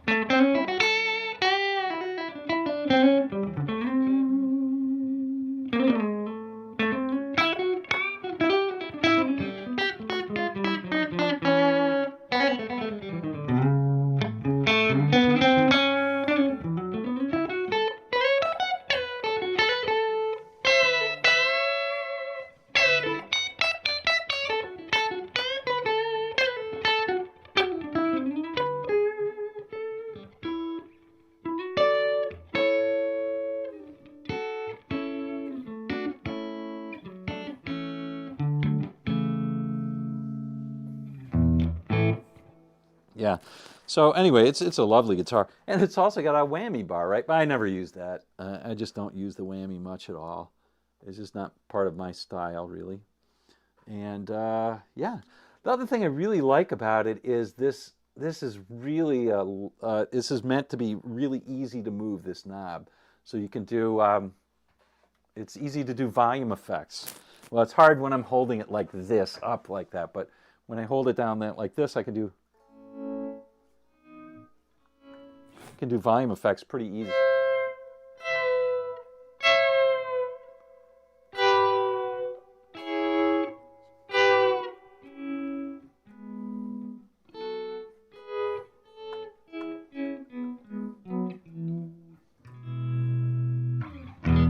Yeah, so it's really easy to do those things once you get into the swing of things. But yeah, I love it. It's one of my favorite guitars, really. Yeah, it's very versatile. That's right, Lambs. I have used this guitar only on gigs. Like sometimes I'll just use my Strat. You know, a Strat with a humbucker in here is pretty versatile too. I don't worry about it too much, but this is super versatile. You can do anything you want with it. Yeah. And the only thing I don't like about this is that this has This has a very super, like it has a typical Charvel neck, and it's made for shredding, which is great when you want to shred, but when you want to play chords all night, it starts to get like, man, it's not as comfortable as I'd like, you know? But it's actually a pretty comfortable neck. It's not that bad. Not that bad for that at all. Not that bad at all. You know, seeing as this was semi-Christmas, I probably should have used this because of the red, right? And it's sparkly too, red and sparkly. This is a cheapo Harley Benton. This is really good. Yeah, I was going to say it's really going to be out of tune, but it wasn't. I mean, it's out of tune, but it's not that bad. This is a cheapo Harley Benton Telly.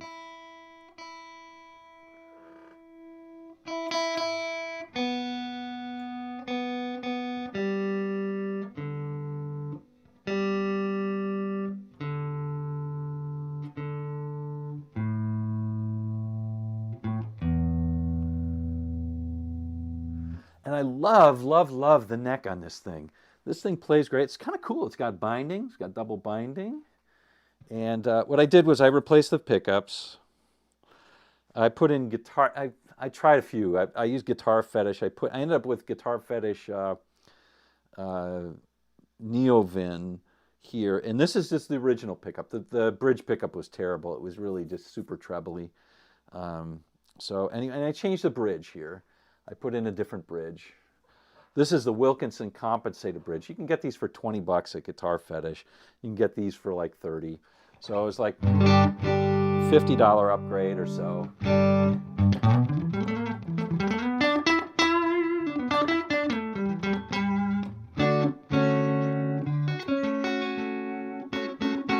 It's really nice. We put a little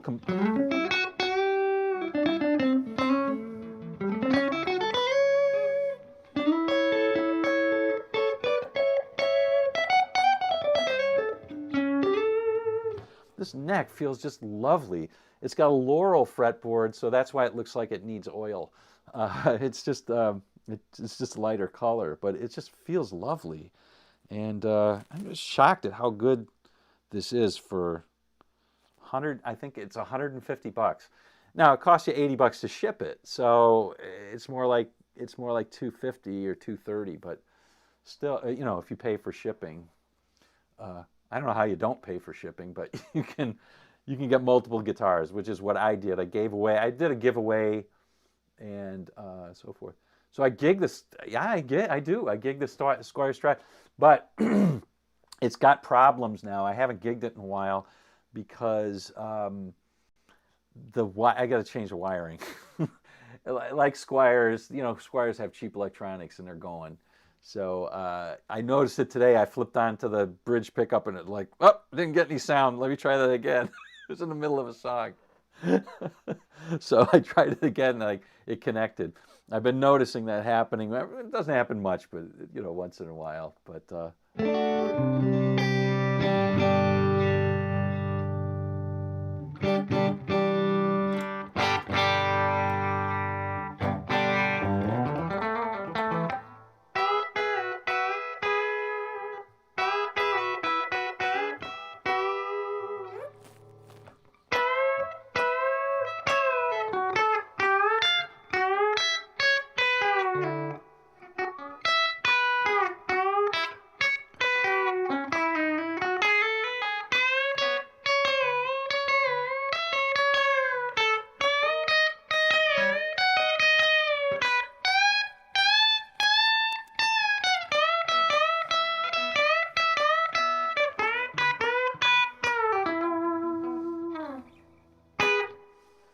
yeah. Let's try that again. That was pretty good. So that's not right. What's going on?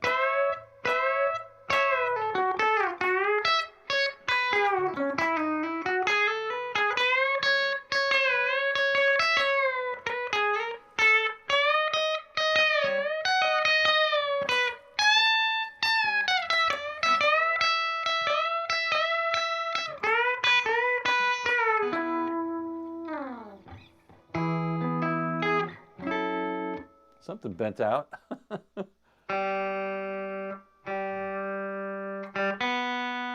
G string. Now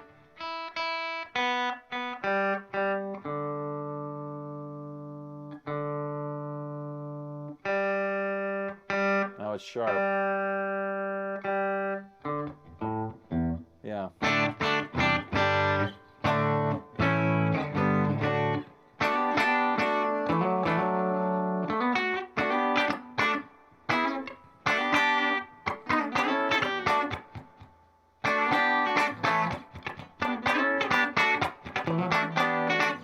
That's a Strat sound though, yeah?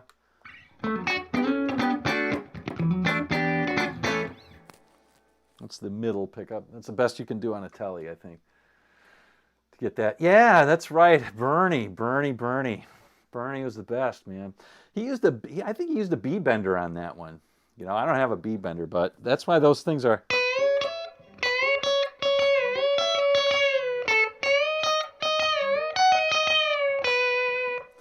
You know, figuring out, I was talking about chords all day today, but figuring out that solo is so easy for the chords. If you play any country guitar, you got to be able to play, you know, think about playing via the chord. You play the changes. And, you know, that's what this is. This is just, here's an A lick. And then we move to an E chord, so he just plays an E. Right? And then for the... It's a great A lick. I love that.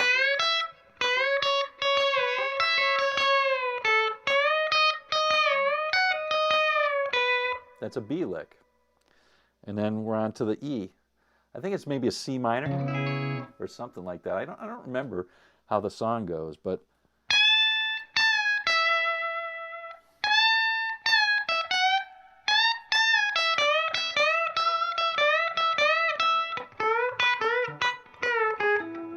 you know, he knew his minor pentatonics too, so he was going between major and minor there.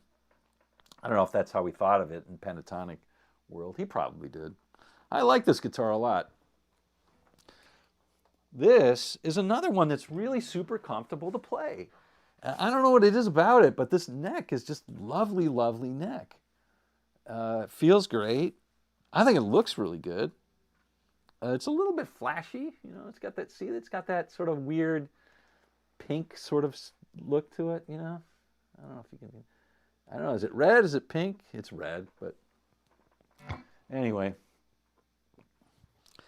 They had a blue one, but the blue was sold out, so I got the red one. I'm glad I did. It looks good. I like it. All right, folks.